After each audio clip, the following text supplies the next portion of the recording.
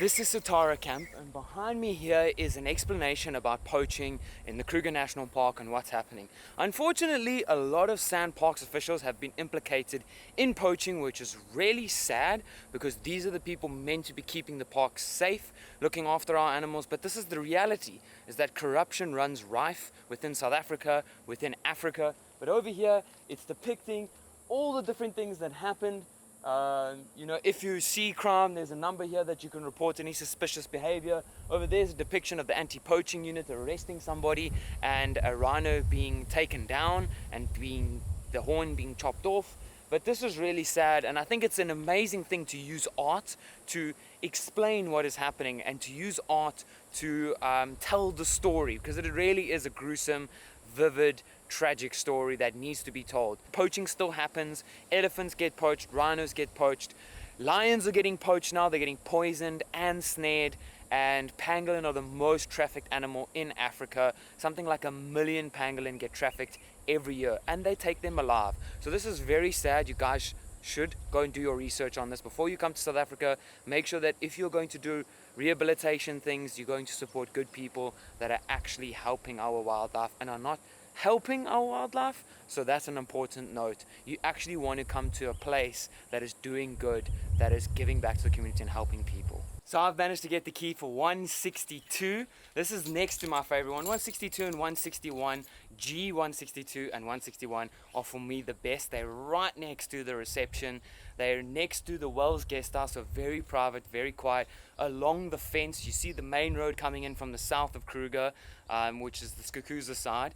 It's got a kitchen outside, bra place. The 161 is bra place, is on the fence. It's spectacular. Kitchen is outside with a fridge, and then inside I'm assuming it's a 2-bedroom with an aircon. Really, really nice, very difficult to get, but such a beautiful unit. And you might even pick up the Wi-Fi. If the Wi-Fi was working at the cattle barren, you might even pick that up. But when you're walking around at night, these are the safer units to get. Units that are on the other side of the camp, please have a torch because it can be dangerous. In this camp, there's an African wildcat and jackal, and sometimes honey badgers. Camps like Tamboti, Marula, lots of honey badgers. Camps like Bachendal, Skukuza, there have been leopard inside those camps. And hyena got into Bachendal camp and into Crocodile Bridge camp. This is the Eco Info Center. When I was a little boy, they used to show movies on that cinema behind me over there. I don't know if they do it anymore. It's something that might have fallen by the wayside. At Bachendal, they still do it right in front of the reception, right in front of the shop. They show movies, which is really cool, like National Geographic movies for the kids and even for the adults. It's really nice. This eco center is great because there's a lot of hands-on stuff. Don't come in here and touch things and break things. But as you can see here, there's skulls there. There's stuff on trees, the basic trees. Here's stuff on the basic birds, all the birds you need to know. Here's stuff on the big five, the little five. Very nice. Here's some more horns, explaining the difference between Nyala and Kudu. There's some really great stuff here. The difference between spotted hyena and brown hyena, aardwolf and jackal. It shows you some tracks of the animals here painted on the wall. I think this is really great to bring the kids to, or if you're an international person and you don't have a lot of experience with wildlife, you should be coming in here and educating yourself. Because if you're coming to South Africa to appreciate our wildlife and you're not educating yourself, to me that's a little bit disrespectful. And on this trip so far, I've been here 2 weeks and I've had a lot of international people getting out of their cars. Getting out of their cars, sitting on their windows, getting out of their sunroofs, and a lot of them who've been doing this don't speak English. Guys, this is just a friendly warning to you out there. When an animal attacks you or when an animal hurts you, they will put that animal down. And if they do that, you are going to be in a lot of trouble. You're going to be in a lot of trouble from me and a lot of trouble from the community in South Africa that love these animals, because that is not right. We are here for them. We should not be influencing or affecting them in a negative way. This is their home.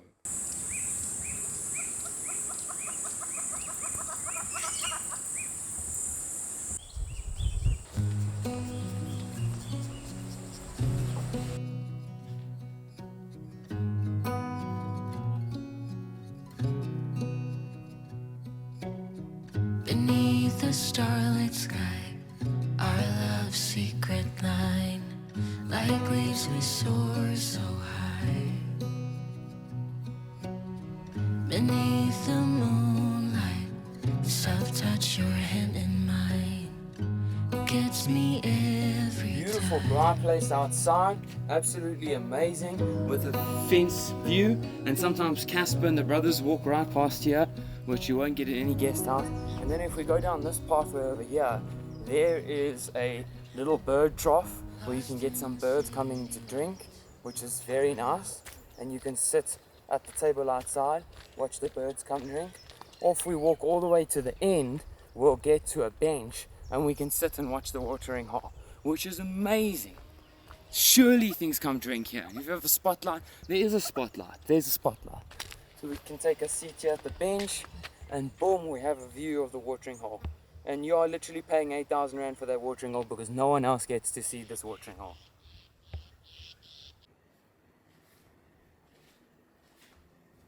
Very nice kitchen, gas, great microwave, beautiful elegant cupboards. I like the new feel, new toaster. The kettle's not that new, cupboards are brand new, very nice fridge. Perfect. Very good. Every Tuesday and Friday they get fresh fruit and veg, which there's some bananas and apples and potatoes over here. Then in the fridge where I was just now, there is like tomatoes and lettuce and even made sandwiches, made wraps. So that's every Tuesday and Friday. Every Friday they get new cheese and new meat, and every Wednesday they get new ice. And on hot days, trust me, the ice will sell out.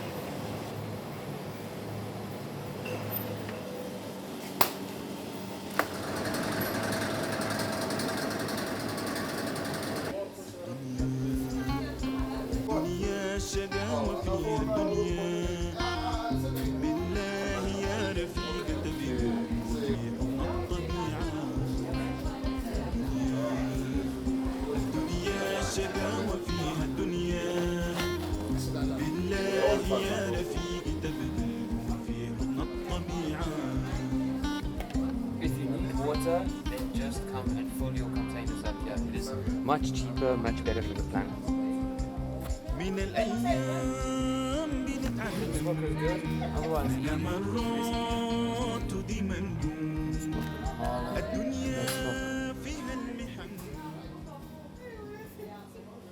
This is the inside seating area. This is the deli over here. They get meat every Thursday, eh? Every Thursday. They get meat every Thursday. There's the main man over there helping to give you the meat. Cool. And over here you have a whole bunch of different types of meat. You have beef, you have venison, you have lamb. There's also garlic breads and potato salads. And you also have biltong on the counter here. So if you want some biltong that's hand cut, then also this is amazing. Finally, I've gotten to the sightings board without somebody here. So this sightings board is great for beginners or people who are interested to know where animals might be. I would give this a 50-50. The reason is a lot of people don't know the difference between a cheetah and a leopard. A lot of people put magnets on here, like I've seen some magnets this far off the road, which means that animal was seen 4 kilometers off the road. The other day over here by the S90, there was a leopard and a cheetah seen, but the leopard and the cheetah magnet were the wrong way around. So this I would take with a pinch of salt because people will put magnets in the wrong place, and 4 kilometers is a big difference. If you go to a place thinking there's a cheetah there or a leopard there and it's 4 kilometers off, you're going to struggle to find that animal. And for me, the whole idea of this is just to give you perspective. But it is going to make you stress out because if you start following this and thinking that this is a Bible, you are going to mislead yourself. And what about all the animals that you could be missing on other roads? If you are taking the, let's say the S100 to find something like a lion that was found here today, and you take that road and that magnet was put in the wrong place and you don't find that lion. If you decided to take your own road, you might have found your own lion or your own leopard or your own hyena or your own cheetah. And that is the idea that I want to put forward to you, is that don't follow the magnets on the map. Try and make your own plan. Go find your own animals. Explore Kruger National Park. Don't let this map decide what type of experience you have, because a lot of the time, this map is wrong. Also, for me, this just creates FOMO. I don't want to know where other people have seen stuff. I just want to find the animals that I find, and I'm happy with that. But what do you think about this? Ladies and gents, behind me is the takeaway section. You can get a whole bunch of takeaway meals here. Mainly pizzas is the best one. And then there is the restaurant over there where you can order from a menu. There's a diverse amount of options on the menu, from burgers to venison meals to pastas to salads. There's a lot to choose from. The two that I highly suggest is the venison hot pot and the venison meat platter for 2. The menu is really good. It used to be Tundlovu, now it is the Cattle Baron.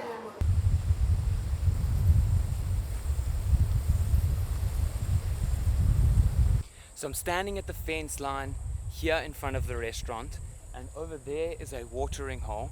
Now it has rained recently, so I doubt a lot's going to come to the watering hole, but you never know on a hot day.